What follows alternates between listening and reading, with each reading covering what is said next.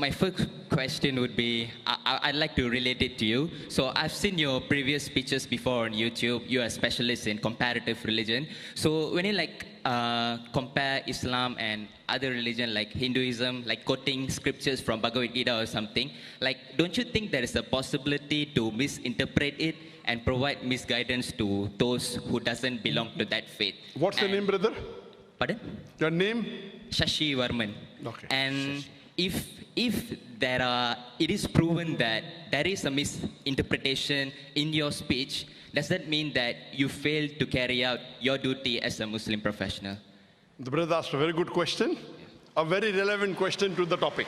I'd like to thank him. His question is that I am a specialist of comparative religion. I prefer calling myself a student of comparative religion.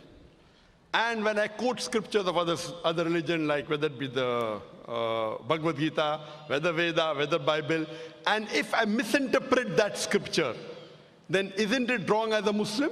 Totally wrong. I agree with you. That's the reason after every lecture of mine, we have question answer session. Most of the religious speaker, whether it be Hindu, whether it be Christian, whether it be Muslim, most of them, majority, more than 90%, after the speech, they have no question answer session. Sheikh Didat was the first one who started, and now, mashallah, many of us, after every lecture, we have a question answer session. Why? So that if you disagree with us, you are open to ask the question.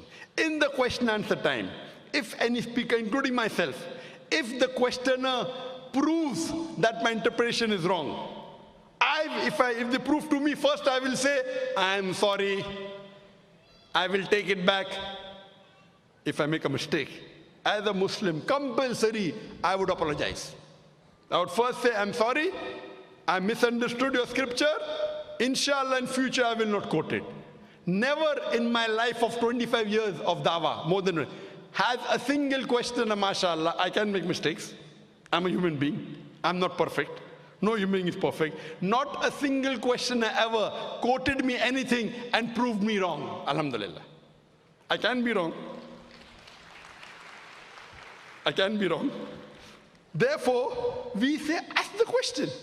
If he poses a question to me, I will counter quote him and give him the quotation from his scholars. I will quote. What does Swami Vivekananda say? I will quote. So it is intellectual. That's the reason what we say, let's come for a debate. Friendly debate, no problem. But I'll only debate with someone who has some standing, not with every Tom, Dick and Harry. You understand? You know, if I can get 1 million people for my talk, largest gathering, even if we get 2%, 20,000, I will debate you. Any Tom, Dick and Harry, I cannot.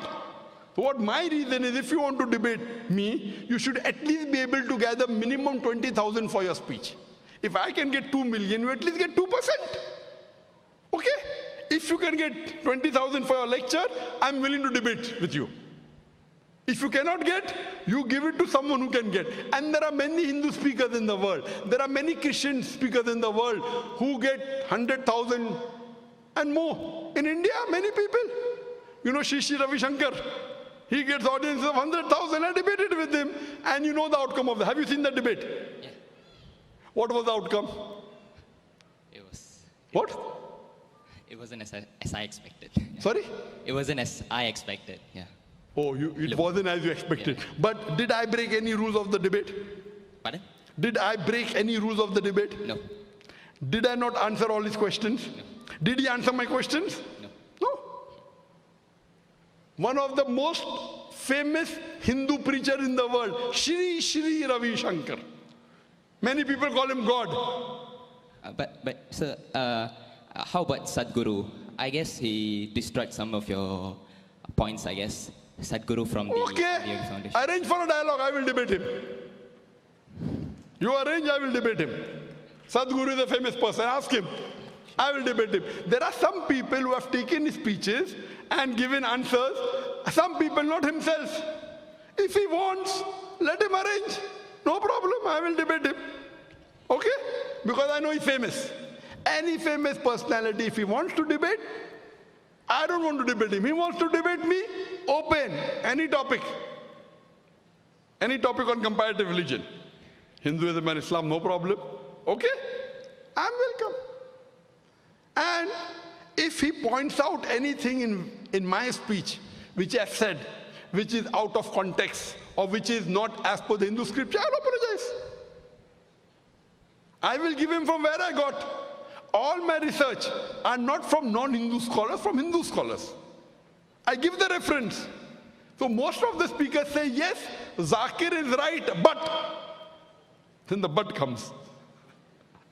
Many Hindus say, when you hear your speech, in 2 hours I've learned what I have not learned in 40 years of my life. Because in my speech I give references. Did Sri Ravi Shankar give any reference in his speech? Even one reference he gave. Did he give a single reference, brother? No. In my speech, how many references were there? So who's more authentic, a person who gives the reference or a person who doesn't give reference? He could have kept a chit. There's no objection. In a debate, you can have notes in front of you, right or wrong. I don't have notes. He can have notes. Ask if Sri Ravi Shankar will have a second debate with me. Will he have? Even if you give him $1 million, he will not have. I guess he will. But if he doesn't debate you, I'm sure one day I will. Yeah. Most welcome. The day you can get 20,000 people for your audience, I will debate you. Cool. Now what you can do, question answer. Did I answer your question or not? Yeah, you did. Thank you. Very satisfactorily? Yes. I'm very happy. Thank you for accepting it. And may Allah guide you. And I'll pray for you that you come to the truth, brother. Thank you. Thank you very much. Yes, you're most welcome.